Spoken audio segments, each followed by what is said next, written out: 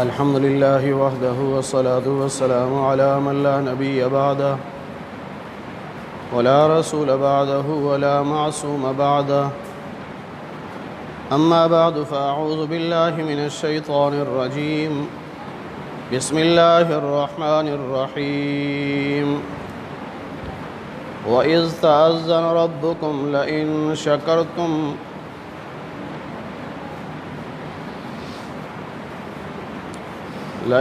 شكرتم لأزيدنكم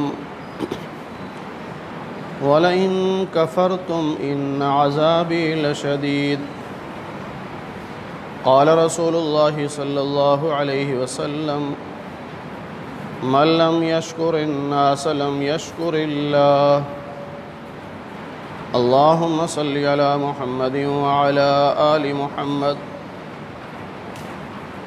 كما صليت على إبراهيم وعلى آل إبراهيم إنك حميد مجيد. اللهم بارك على محمد وعلى آل محمد كما باركت على إبراهيم وعلى آل إبراهيم إنك حميد مجيد. میرے انتہائی واجب الاحترام بزرگوں، بھائیوں، عزیز ساتھیوں، ہم سب کی خوش نصیبی ہے کہ اللہ نے ہمیں رمضان المبارک میں نماز تراویح میں قرآن کریم کی تلاوت مکمل کرنے اور مکمل سننے کی توفیق عطا فرمائی.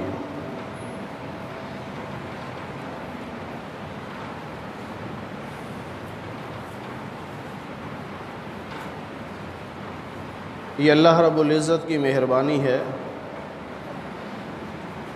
ہمارا اس میں کوئی کمال نہیں.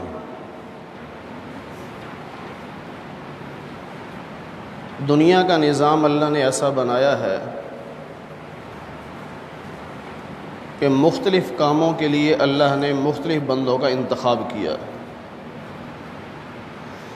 کسی کو اللہ نے مال دیا، کسی کو اللہ نے علم دیا، کسی کو اللہ نے آواز دی، اور کسی کو اللہ نے خوبصورت دل دیا جو اللہ کی مخلوق پر خرچ کرتا.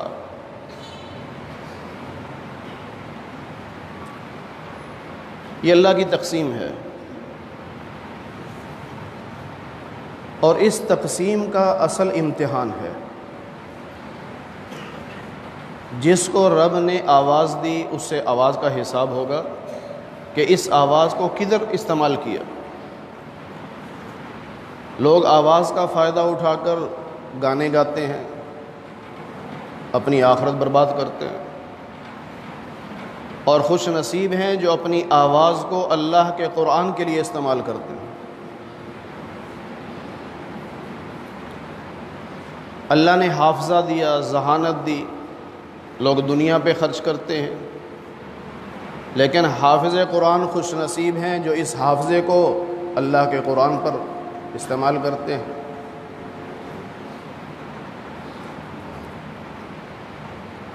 اللہ رب العزت کا وعدہ ہے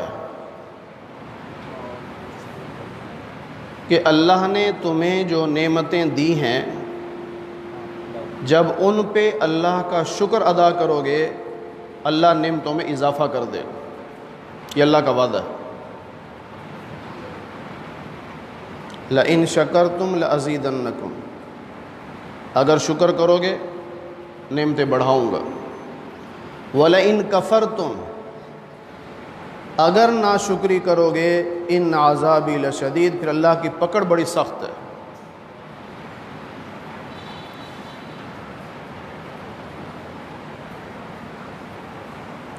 میں یہ سمجھتا ہوں کہ پورے قرآن کریم کا خلاصہ اس دور میں ہر مسلمان کو ہر حال میں اللہ کا شکر ادا کرنا چاہیے.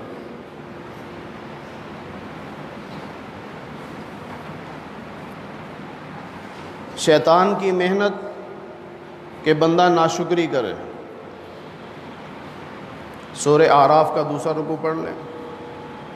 ثم لآتینہم من بین ایدیہم ومن خلفہم وعن ایمانہم وعن شمائلہم ولا تجد اکثرہم شاکرین، کہ اللہ میں تیرے بندوں پہ حملہ کروں گا اور اس حملے کا نتیجہ یہ نکلے گا کہ اکثر ناشکرے ہوں گے، اکثر ناشکرے ہوں گے۔ لیکن اللہ کیا چاہتے ہیں؟ میرے بندے میرا شکر ادا کر، اللہ یہ چاہتے ہیں۔ اب جو ناشکری کرے گا اللہ ناراض ہوں گے، شیطان خوش ہوگا، اور جو ہر حال میں شکر ادا کرے گا اللہ خوش ہوں گے، شیطان ناراض ہوگا۔ تو اللہ کو خوش کرنا چاہیے نا، ہر حال میں اللہ کا شکر ادا کرنا چاہیے۔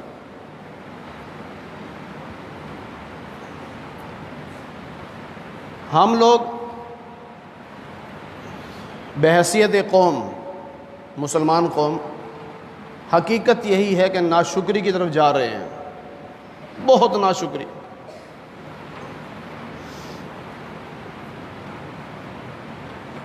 ہم سوچ بھی نہیں سکتے کہ ایک حافظ قرآن جب مصلی پہ کھڑا ہوتا ہے تو اس پہ بیتتی کیا ہے۔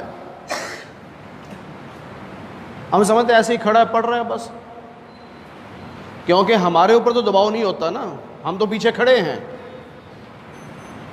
ایک حافظ قرآن جو مصلی پہ کھڑا ہے وہ کتنی جنگیں لڑ رہا ہوتا ہے، اس پہ ذرا سوچئے کہ وہ کتنی جنگیں لڑ رہا ہوتا ہے۔ اللہ اکبر کہتے ہی اب اسے فکر ہوتی ہے میں منزل نہ بھول جاؤں، کہیں غلطی نہ آ جائے، متشابہ نہ لگ جائے۔ یہ جنگ ایک مستقل چل رہی ہے۔ پھر اس کے ساتھ ساتھ رکعتیں بھی یاد رکھنی ہیں، پہلی ہے کہ دوسری ہے، 4 ہوئی ہیں کہ 8 ہوئی ہیں کہ 6 ہوئی ہیں، یہ بھی تو ایک مستقل جنگ ہے نا۔ وہ اپنے ایک دماغ سے ایک جنگ لڑ رہا ہوتا ہے، اور یہ اتنی حساس جنگ ہوتی ہے کہ بعض لوگ پیچھے کھڑے ہونے والے وہ اپنے دھیان میں کھانس رہے ہوتے ہیں، حافظ صاحب ڈر جاتا ہے، پتہ ہے میں نے غلطی کر دی ہے، اسے پیچھے سے بھی خطرہ ہوتا ہے۔ پھر اسے یہ بھی ڈر ہوتا ہے کہ غلطی میری نہیں ہوگی، ہو سکتا ہے سننے والے کو غلطی لگ جائے، سننے والے کو بھی غلطی لگ سکتی ہے نا، پیچھے جو حافظ کھڑا ہے اسے غلطی لگے اور وہ بول پڑے، اب نمازی کیا سمجھیں گے، آج تو حافظ جی کی غلطی آ گئی۔ اب انہیں تو نہیں پتا کہ غلطی اس پیچھے والے کی ہے کہ اگلے والے کی غلطی ہے۔ اب یہ کتنی جنگیں لڑ رہا ہوتا ہے، اتنی جنگیں لڑ کر پورا اللہ کا قرآن جو سناتا ہے، اور پتہ کتنی قربانیاں دیتا ہے۔ ہم تو مزے سے افطاریاں کرتے ہیں نا، وہ سوچ سوچ کے کھاتا ہے کہیں گلا خراب نہ ہو جائے، رات کو کہیں تراویاں رہ نہ جائیں، زیادہ کھا لیا تو کہیں ہو سکتا ہے کہ پیٹ ہی خراب ہو جائے۔ نمازی عام جو پیچھے کھڑا ہے اسے کیا فکر ہے، وہ تو زیادہ ہوا تو رکعت توڑ کے چلا جائے گا، وضو کر کے پھر آ جائے گا، امام تو نہیں جا سکتا نا، اسے تو کنٹرول کرنا ہوگا۔ 100 نمازی بھی وضو کرنے دوبارہ چلا جائے نا، مطلب باری باری چلے جائیں، کسی کو کوئی پرواہ نہیں۔ ایک دن اگر امام صاحب غلطی سے کہہ دے پیٹ میں گڑبڑ ہے میں ذرا وضو کراؤں، بس سب کے منہ نظریں یوں ہوں گی، آج کیا ہو گیا حافظ صاحب کو؟ بھئی وہ بھی تو انسان ہے، اس کا بھی تو پیٹ خراب ہو سکتا ہے، لیکن نہیں ہوگا کیا؟ میں ڈیفینس میں خطیب تھا تو تراویح پڑھا رہا تھا، تو 11ویں یا 12ویں تراویح تھی، یعنی 11واں 12واں روزہ تھا، بخار ہو گیا، گلا خراب نہیں چل رہا، میں نے اپنے سامنے سے کہا تراویحاں تم پڑھاؤ۔ اب انسان ہے، ہوتا ہے۔ اب نمازی کیا کہہ رہے ہیں، مولوی تے باز نہیں نہ آندے، پکوڑے سموسے کھا کے ٹھنڈا پانی پیندے، پھر گلا خراب، پھر بخار۔ ایک نمازی نے یہ بات کہہ دی، مجھے پتہ چل گیا، میں نے اسے روک لیا ایک دن، میں کہا بیٹھ جاؤ، اب ہاتھ میں نے اس کا پکڑا ہوا ہے، میں نے بٹھایا، بیٹھ جاؤ۔ میں کبھی ہم اہل سنت والجماعت علماء دیوبند کا عقیدہ ہے عالم الغیب صرف اللہ کی ذات ہے، یہی عقیدہ ہے نا، غیب اللہ کے علاوہ کوئی نہیں جانتا۔ میں کہا لگتا ہے اب عقیدہ بدلنا پڑے گا۔ کہتے کیوں؟ میں کہا تم لوگ جو کہتے ہو، تم اپنے محلے میں بیٹھے ہو، میں اپنے گھر میں بچوں کے ساتھ افطاری کر رہا ہوں، تمہیں وہاں پتہ چل جاتا ہے مولوی صاحب نے پکوڑے کھا کے ٹھنڈا پانی پیا ہے، تو عالم الغیب تم ہو گے نا پھر۔ وہ سمجھ گیا نہیں نہیں مولوی صاحب مذاق کر رہے تھے، مذاق کر رہے تھے۔ میں کہا مذاق کے لیے تمہیں مولوی ملتا ہے؟ اپنے باپ کا مذاق کرو نا، جا کے اپنے بھائی کا مذاق کرو، ان کا مذاق نہیں کریں گے۔ تمہیں مولوی ملتا ہے مذاق کے لیے، اس لیے کہ ہم نے بہت ہلکا سمجھ لیا۔ مہینے کے بعد 8-10 ہزار دے کے ہم سمجھتے ہیں بڑا احسان کر دیا ہم نے مولوی پر، لیکن اس کے بدلے میں مولوی نے تمہیں جو کچھ دیا ہے کبھی سوچا ہے؟ روزانہ رمضان میں 40 رکعتیں امام تمہیں پڑھاتا ہے، 2 فجر کی، 4 ظہر کی، 4 عصر کی، 3 مغرب کی، پھر 4 عشاء کے فرض، پھر 20 تراویحاں، پھر 3 وتر، 40 رکعتیں روزانہ تمہیں ایک مولوی پڑھاتا ہے۔ اور ملتا کیا ہے؟ ایک ایک حرف کی تلاوت پر 7-7 ہزار نیکیاں، اور ایک مرتبہ سورہ فاتحہ امام صاحب نے آپ کو سنا دی، 8,61,000 نیکیاں ہر نمازی کو مل گئی۔ آپ کا تو دھیان بھی نہیں ہوتا، آپ تو اپنی دکان پہ پھر رہے ہوتے ہیں، آخری عشرہ شروع ہو رہا ہے، سیزن بڑا ہے، رات 2 بجے دکان بند کرنی پڑے گی، آپ تو کہیں اور گم ہوتے ہو، اور امام صاحب آپ کو نیکیاں دے رہا ہے ایک فاتحہ پڑھنے پر 8,61,000۔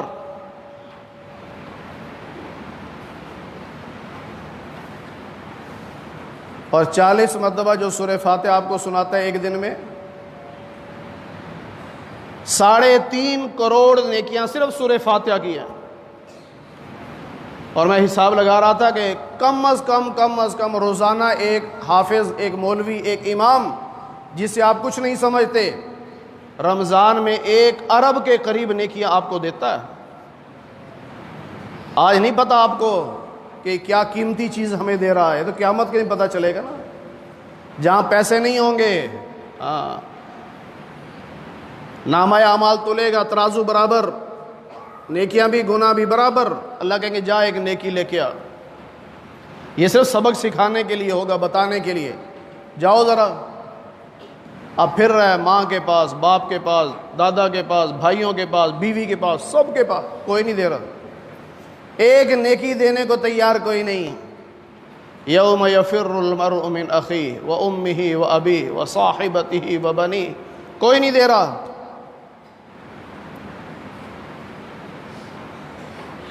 اس وقت یاد آئے گا ہمارے حافظ صاحب کتنے اچھے تھے، روزانہ ہمیں 1 ارب سے زیادہ نیکیاں دیتے تھے، 1 ارب سے زیادہ، اور ہم کیا دیتے ہیں؟ تانے ہی دیتے ہیں نا، اور کیا دیتے ہیں؟ ہم سمجھتے ہیں ہمارے ٹکڑوں پہ پلتے ہیں۔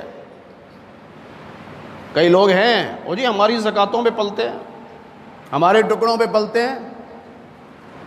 حکیم الامت مولانا اشرف تھانوی رحمۃ اللہ علیہ مجھے یاد آ رہے، ایک جلسے میں فرمایا، لوگو اگر تم یہ سمجھتے ہو کہ یہ مولوی تمہارے پیسوں پہ پلتے ہیں، تم چندہ دینا بند کر دو، یہ مولوی اپنے اپنے کاروبار میں لگ جائیں گے، لیکن نتیجہ کیا نکلے گا؟ تمہارے آنے والی نسل کافر ہو جائے گی، اسے کوئی دین بتانے والا نہیں ہوگا۔ کیا ہم کاروبار نہیں کر سکتے؟ کیا ہم محنت مزدوری نہیں کر سکتے؟ کیا مولوی کے 2 ہاتھ نہیں ہیں؟ عوام کے کیا 4 ہاتھ ہیں؟ اگر آپ کے 2 ہاتھ ہیں، مولوی کے بھی 2 ہیں۔ آپ کا جتنا دماغ چلتا ہے مولوی کا اس سے زیادہ چلتا ہے۔ کامیاب ترین بزنس مین بن سکتا ہے مولوی، لیکن یہ اپنی ساری حاجتیں خواہشیں چھوڑ کر اللہ کے گھر میں پڑا ہوا ہے تاکہ آنے والی نسل کا دین بچ جائے۔ اور ہم سمجھتے ہیں شاید انہیں کوئی نوکری نہیں ملتی، شاید انہیں کوئی روٹی نہیں ملتی۔ نہیں، ان علماء، ان طلباء، ان حفاظ، ان قراء کے سامنے آخرت ہے۔ اگر یہ مدارس نہ ہوتے تو آج دین محفوظ نہ ہوتا۔ آج ہم تک جو دین پہنچا ہے یہ مدارس کی برکت ہے، اور مدارس نے اتنی محنت کی، حافظ بہت زیادہ ہو گئے، علماء بہت زیادہ ہو گئے، اب مسجدیں نہیں ملتی۔ ایک زمانہ تھا لوگ کہتے تھے حافظ جی ہمیں تراویحاں پڑھا دو، حافظ صاحب نخرے کرتے تھے، کیا دو گے؟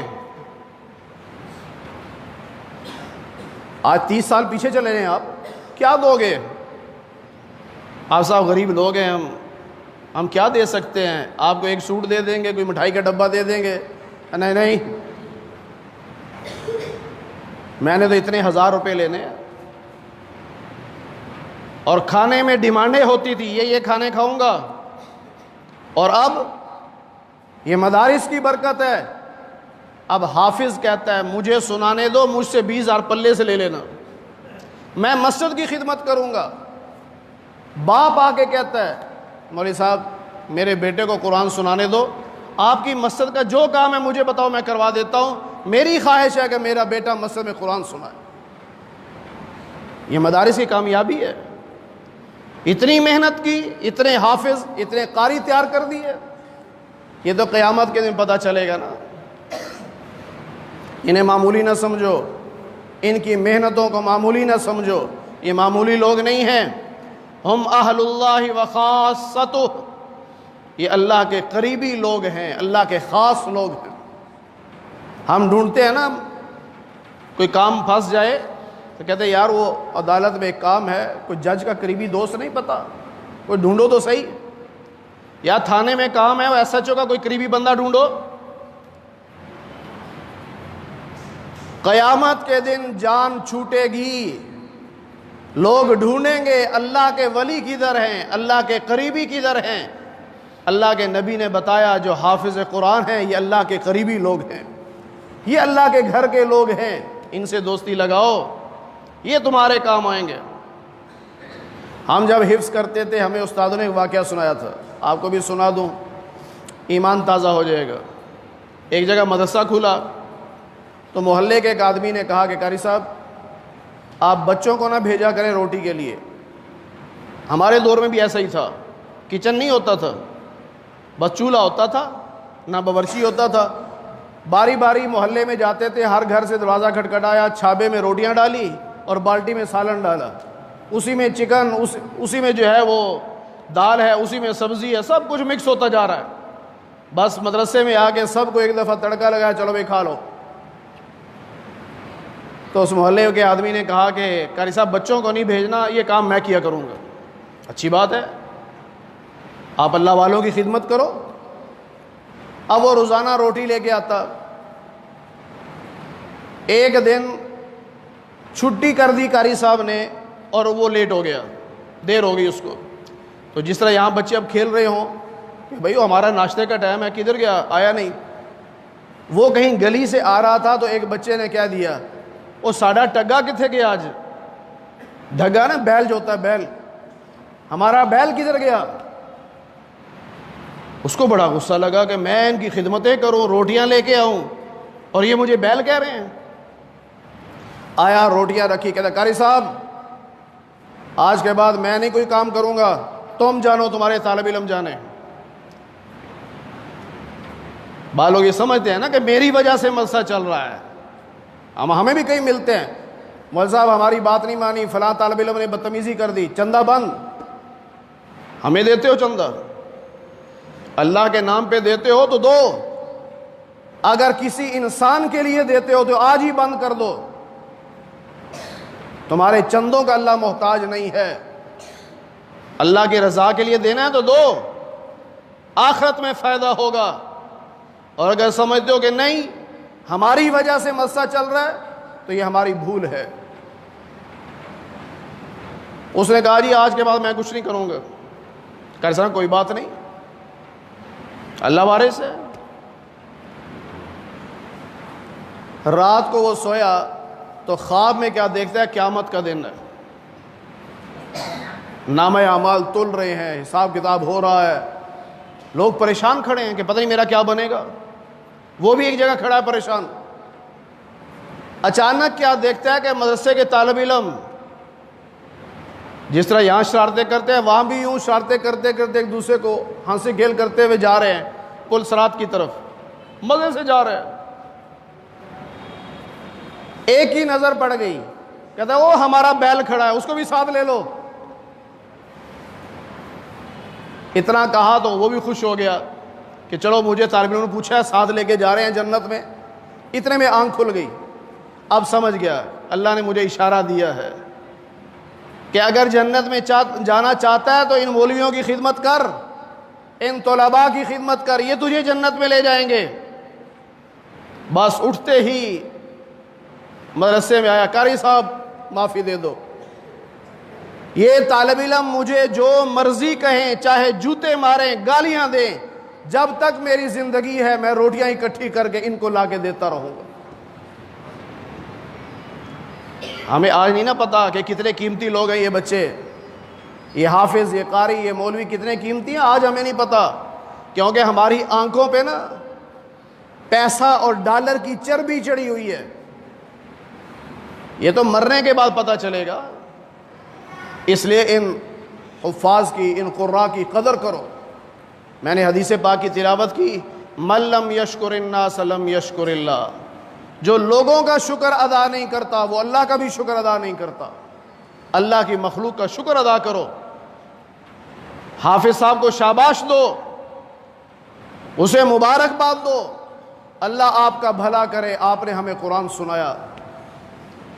ہم معاوضے کی بات نہیں کرتے، معاوضہ نہ کوئی دے سکتا ہے نہ کوئی لے سکتا ہے، اس کا معاوضہ قیامت کے اللہ دے گا۔ حافظ قرآن اللہ کی رضا کے لیے قرآن سناتا ہے، لیکن کم از کم ہمارا اتنا فرض تو بنتا ہے ہم اس کا شکریہ ادا کریں کہ آپ نے ہمیں روزانہ 1 ارب سے بھی زیادہ نیکیاں دی ہیں۔ تو جو لوگوں کا شکریہ ادا کرے گا وہ اللہ کا بھی شکریہ ادا کر سکتا ہے، اور جو لوگوں کا شکریہ ادا نہیں کر سکتا وہ اللہ کا بھی شکریہ ادا نہیں کر سکتا۔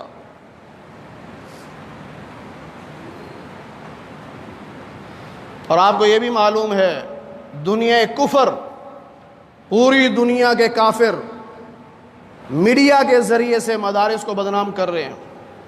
کیوں کر رہے ہیں بدنام؟ انہیں پتہ ہے جب تک مدرسے باقی ہیں مسلمان باقی ہے۔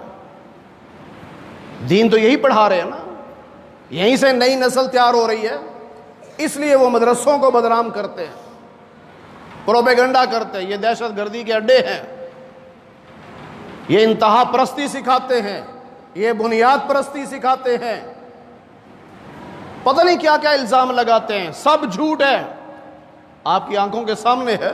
یہ بچے آپ کے سامنے بیٹھے ہیں، آپ کے سامنے کلاسیں لگی ہوتی ہیں، کیا پڑھتے ہیں وہ؟ اللہ کا قرآن پڑھتے ہیں، جو روکھی سوکھی ملتی ہے کھا لیتے ہیں۔ آپ نے تو کبھی نہیں دیکھا بھی یہاں کوئی دہشت گردی ہو رہی ہو، یہاں تو استاد کے پاس ڈنڈا بھی نہیں ہوتا، وہ بھی بند کر دیا گیا۔ یہ صرف اور صرف دین کو بدنام کرنے کے لیے پروپیگنڈا ہوتا ہے، اور اس کا نتیجہ کیا نکل رہا ہے؟ تھوڑا سا وقتی حالات آتے رہتے ہیں، آج سے 25 سال پیچھے چلے جائیں، یہ کفریہ طاقتوں نے یہ سازش شروع کی تھی کہ مدارس کو کیسے روکا جائے، مدارس کیسے بند ہوں۔ ان کا جی ہسپتال بنواؤ، جو کرکٹر ریٹائر ہو، کوئی اداکار، گلوکار، جو بھی ریٹائر ہو، اسے کہو تو ہسپتال بنا تاکہ لوگ زکوٰۃ ہسپتال کے نام پہ دیں، مدرسے بند ہو جائیں۔ یہ سازش تھی، لوگوں نے دی ہے، اور جی ہسپتال میں دیں گے، مدرسے میں نہیں دیں گے، اور اللہ نے آج وہ پردے چاک کر دیے ہیں، پتہ چل گیا ہے کہ تمہاری زکوٰۃ کا پیسہ جاتا کہاں ہے، نہیں پتہ کہاں سے نکل رہا ہے پیسہ۔ یہ جوئے کھیلے جا رہے ہیں آپ کے زکوٰۃ کے پیسے پر، آپ کے زکوٰۃ کے پیسے پر ناچ گانے کے فنکشن ہوتے ہیں، اب لوگوں کو سمجھ آ رہی ہے، لیکن پروپیگنڈا بہت ہوتا ہے، اس وجہ سے لوگ مدارس کے رخ نہیں کرتے۔ آپ تو نمازی لوگ ہو، آپ تو 24 گھنٹے مسجد میں آتے ہو، دیکھتے ہو اپنی آنکھوں سے، مدارس کے ساتھ تعاون کیا کرو، پروپیگنڈے کا شکار نہ ہو۔ آپ نے نہ کسی مولوی کو دینا ہے نہ کسی طالب علم کو دینا ہے، آپ نے اللہ کو دینا ہے۔ اور اس سال زیادہ تر مدارس مقروض ہیں، قرضے چڑھے ہوئے ہیں، اکثر مدارس کا حال یہی ہے، کیونکہ پروپیگنڈا بہت زیادہ ہوا، اور کاروباری حالات آپ کو پتہ ہے اس وقت ملک میں نحوست پڑی ہوئی ہے، کاروبار ہے ہی کوئی نہیں ہے۔ تو جب لوگوں کے کاروبار نہیں ہے تو پیسے بھی کم آ رہے ہیں، تو جن کو اللہ نے دیا ہے، نوازا ہے، انہیں چاہیے کہ پہلے سے زیادہ بڑھ کے چندہ دیں مدرسوں میں۔ اگر مدرسہ بند ہو گیا تو قیامت کے دن کیا جواب دو گے؟ ہماری اخلاقی ذمہ داری ہے نا، پورے محلے کی ذمہ داری ہے کہ مدرسہ آباد رہنا چاہیے، یہاں طلباء پڑھتے رہے تاکہ ہر وقت قرآن کی تلاوت کی آواز آتی رہے۔ اگر بالفرض قرضہ اتنا چڑھ گیا، تنگ آ کے بند کر دیا، تو قیامت کے دن ہمارا گریبان ہوگا، ہم سے پوچھا جائے گا بھائی کیوں مدرسہ بند ہوا، تم نے کیوں نہیں چندہ دیا؟ پھر ہم کیا کریں گے؟ اس لیے ہمیں چاہیے ہم خود، مسجد ہو چاہے مدرسہ ہو، خود جا کے پوچھیں مولوی صاحب کس چیز کی ضرورت ہے، کوئی کمی تو نہیں ہے، کوئی بل تو نہیں ایسے چڑھے ہوئے کہ میٹر کٹنے والا ہو، اساتذہ کی تنخواہیں تو نہیں رکی ہوئی، کسی دکاندار کا قرضہ تو آپ کے سر پہ نہیں ہے، آپ ہمیں بتائیں۔ یہ پوچھنا آپ کا اخلاقی فرض ہے۔ یہ مال اللہ کا دیا ہوا ہے، اللہ ہی کے مخلوق پر خرچ ہونا چاہیے، اللہ ہی کے دین پر خرچ ہونا چاہیے، پھر کامیابی ہوگی۔ اور میں نے جو شروع میں بات کہی بس اس کو پلے باندھ لیجئے، ہر حال میں اللہ کا شکر ادا کرنے والے بنیے، ہر حال میں، یا اللہ تیرا شکر ہے۔ نبی کریم صلی اللہ علیہ وسلم نے فرمایا دنیا کے معاملات میں اپنے سے نیچے والوں کو دیکھو۔ ہم کیا دیکھتے ہیں؟ وہ جی فلاں کا 10 مرلے کا مکان، میرے پاس صرف 2 مرلے کا۔ اب بندہ کہتا ہے میں بھی 10 مرلے کا بناؤں، کیسے بناؤں؟ اب حلال کی کمائی تھوڑی ہے، اب کہتا ہے چلو کوئی سود پہ پیسے لے لوں، کوئی سود پہ دے دوں، کسی سے ڈنڈی مار لوں، سیمپل کچھ اور دکھاؤں، مال کچھ اور دے دوں، 2 نمبری کر لوں۔ کیوں؟ نظر 10 مرلے پہ رکھی ہوئی ہے۔ اللہ کے پاک پیغمبر نے فرمایا نہیں، اگر تمہارے پاس 2 مرلے کا گھر ہے نا تو اللہ کا شکر ادا کرو۔ کتنے لوگ ہیں جو کرائے کے مکان پہ رہتے ہیں، اور کتنے لوگ ہیں جو فٹ پاتھ پہ سوتے ہیں، اپنا گھر نہیں ہے۔ کتنے لوگ ہیں جھگیوں میں رہتے ہیں، بیچاروں کے پاس پنکھا بھی نہیں ہوتا۔ اللہ کا شکر ادا کرو، اللہ نے اپنی چھت دی ہے، اپنے گھر میں رہ رہے ہو، عزت کے ساتھ رہ رہے ہو۔ شیخ سعدی رحمۃ اللہ علیہ، ایک مرتبہ ایسا ہوا جوتا نہیں تھا، کوئی بات نہیں، ایسے ہی بازار میں چل پڑے ننگے پاؤں۔ دل میں خیال آیا کہ یا اللہ کیسے حالات آگے، جوتا ہی کوئی نہیں۔ تھوڑا سا آگے گئے تو دیکھا ایک آدمی کے پاؤں ہی کوئی نہیں ہے، گھٹنوں کے بل چل رہا ہے۔ فوراً کہا یا اللہ مجھے معاف کر دے، یا اللہ تیرا شکر ہے میرے پاؤں تو سلامت ہیں۔ ہم کتنے قیمتی لوگ ہیں، ہاتھ سلامت، آنکھیں سلامت، کان سلامت، پورا جسم ہمارا سلامت ہے۔ اپنے سے نیچے والوں کو دیکھو تاکہ ہر نعمت پر اللہ کا شکر ادا کرنے کی توفیق ملے۔ اور مدرسے کے ساتھ خصوصی تعاون کرو، مسجد کے معاملات بھی خود پوچھا کرو۔ یہاں مولوی نثار صاحب ہیں، ان سے پوچھو کہ مسجد کے کیا معاملات ہیں بھائی، مدرسے کیا معاملات ہیں، اگر کسی قرض دینا ہے تو ہمیں بتاؤ، ہم ادا کرتے ہیں۔ اس کا ڈبل فائدہ ہوگا، آپ کی زکوٰۃ بھی ادا ہو جائے گی اور دین کی اشاعت میں آپ کا حصہ ہوگا۔ اور یہ ایک ایسی چین ہے، آج ایک بچہ پڑھے گا، آپ کا پیسہ اس پہ خرچ ہوا، یہ بچہ کل کو کہیں اور پڑھائے گا، اس کے ہزاروں شاگرد ہوں گے، ان ہزاروں شاگردوں میں آگے پھر ان کے شاگرد ہوں گے، قیامت تک یہ جو چین چلتی رہے گی، آپ کے پیسے کا ثواب قیامت تک آپ کو ملتا رہے گا۔ ہمارا عقیدہ ہے اہل سنت والجماعت کا، قیامت تک آنے والے انسان جتنی نیکیاں کریں گے سب کا ثواب سیدنا ابوبکر صدیق رضی اللہ تعالی عنہ کو مل رہا ہے، اس لیے کہ امت میں سب سے پہلے مسلمان حضرت ابوبکر صدیق رضی اللہ تعالی عنہ ہے۔ تو اس کام میں آگے بڑھنا چاہیے، پہل کرنی چاہیے۔ بعض لوگ بہت اچھے ہوتے ہیں، خرچ کرتے ہیں، ہمیں پتہ ہے، خوب پیسہ خرچ کرتے ہیں، لیکن لوگوں کو پتہ نہیں ہوتا، اور نتیجہ کیا نکلتا ہے؟ نمازی کہتے ہیں فلانا حاجی بڑا کنجوس ہے، کبھی 1 روپیہ مسجد میں نہیں دیا، اور اس کو یہ پتہ نہیں کہ ساری مسجد کا بل وہ حاجی صاحب ہی دیتا ہے۔ یہ بھی تو غلط فہمی ہے نا۔ اس لیے قرآن کہتا ہے ان تبدوا الصدقات فنعما ہی، کبھی کبھی صدقہ جو ہے نا ظاہر کر کے دیا کرو، تاکہ لوگوں کے دلوں میں یہ خیال نہ آئے کہ یہ بڑا کنجوس ہے۔ دکھاوا مقصود نہیں، مقصود یہ ہے کہ لوگوں کو غلط فہمی نہ ہو، اور دوسری نیت یہ ہونی چاہیے کہ آج میں آگے بڑھوں گا تو مجھے دیکھ کر اور لوگ بھی آگے آئیں گے، وہ بھی صدقہ دیں گے، وہ بھی چندہ دیں گے، تو دین کے کام میں اضافہ ہوگا۔ تو کبھی کبھی بتا کر چندہ دینا چاہیے، اور کبھی کبھی خفیہ دینا چاہیے، اور نیت اللہ کی رضا کی ہو۔ دنیا میں کسی سے بدلہ لینا، اس سے معاوضہ لینا، اجر لینا، یہ نیت نہیں ہونی چاہیے۔ بس نیت یہ کہ میں نے اللہ کی رضا کے لیے دیا ہے، اللہ مجھے قیامت کے اس کا بدلہ دے گا۔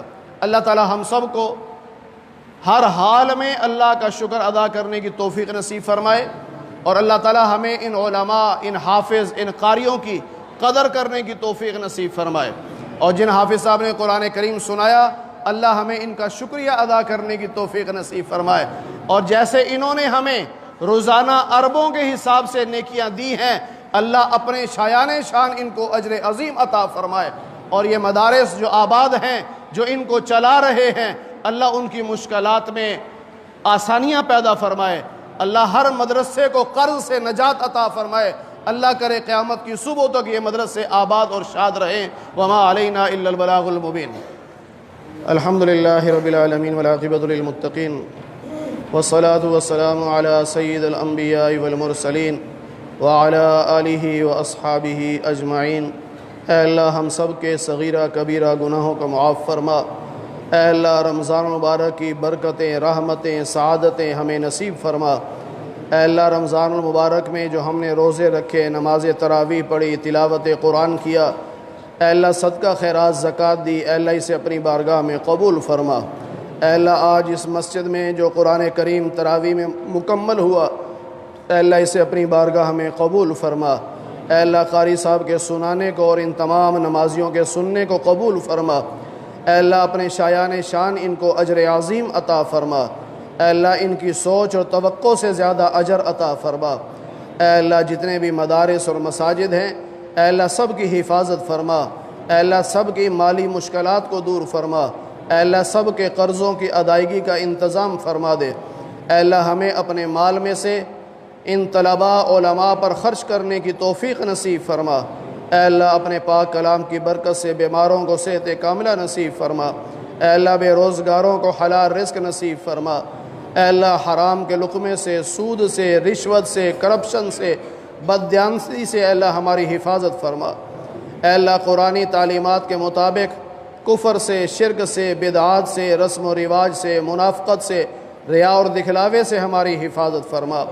اے اللہ صحیح عقیدہ نصیب فرما۔ اے اللہ تمام انبیاء علیہم الصلاۃ والسلام، تمام صحابہ کرام و صحابیات، تمام اہل بیت ازواج مطہرات، تمام محدثین، تابعین، تبع تابعین، فقہاء اور مجتہدین، تمام علماء، حفاظ، قراء سے اللہ سچی محبت اور عقیدت نصیب فرما۔ اے اللہ دین پر چلنے کی توفیق نصیب فرما۔ اے اللہ بڑوں کا ادب کرنے، چھوٹوں پر شفقت کرنے کی توفیق نصیب فرما۔ اے اللہ جتنے مسلمان دنیا سے جا چکے سب کی مغفرت فرما دے۔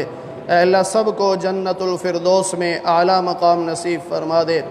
اے اللہ ہم سب کو قیامت کے دن حضور نبی پاک صلی اللہ علیہ وسلم کی شفاعت، جنت میں آپ کی رفاقت اور آپ کے دست مبارک سے حوض کوثر کا پانی پینا نصیب فرما۔ اے اللہ جیسے آج ہم آپ کے گھر میں اکٹھے ہیں، اے اللہ ہم سب کو جنت میں بھی اکٹھا فرما دے۔ اے اللہ جتنے مسلمان آج اعتکاف بیٹھے ہیں، مسجدوں میں بیٹھے ہوں یا عورتیں گھروں میں بیٹھی ہوں، اے اللہ سب کے اعتکاف کو قبول فرما۔ اے اللہ سب کی دعاؤں کو قبول فرما۔